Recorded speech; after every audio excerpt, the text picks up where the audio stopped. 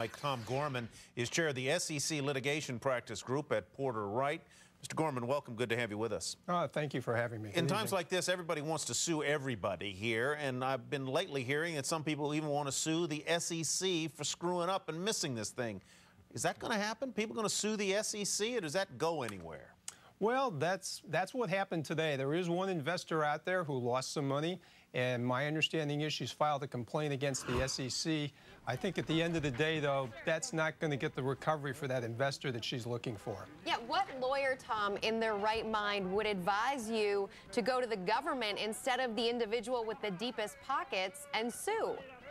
Well, that's exactly right. The real question here is, who's responsible for this, and where can you recover some money if you're an investor and you've lost a boatload of money? And certainly that's not the SEC. Whatever questions you have about what the SEC's done, they're not going to be paying off the investors. So they go after the feeder funds and the investment advisory services that chose Madoff, maybe the due diligence companies that didn't do much diligence, I guess, right?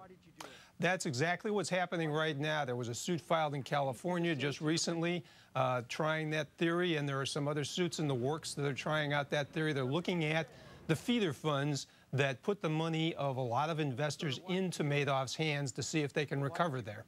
There are so many steps to this, Tom, because, of course, you have the feeder funds, you have individuals and funds that put money into those feeder funds. But let's come back to the SEC for a minute here, because what's really the thinking? Why, even if you can find them culpable, even if you can find their actions to have potentially on some level aided this scam, why sue them?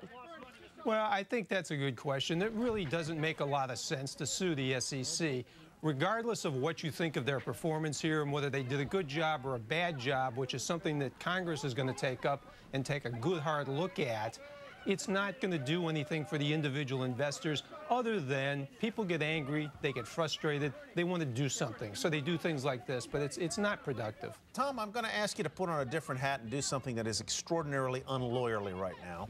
Knowing what you know and admitting what you don't know, if you had to defend Mr. Madoff right now, how would you go about doing that? It'd be very difficult to defend Mr. Madoff because my understanding is he's made admissions as to what happened here.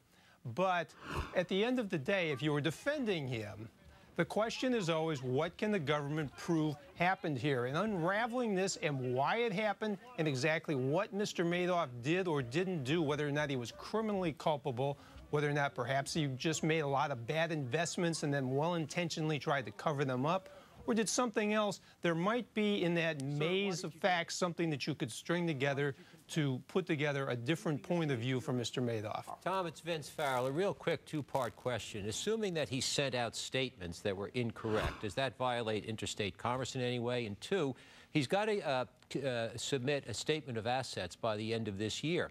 Now, suppose they then find out he's got pockets of money. Is that a criminal offense that he filed a false statement of assets?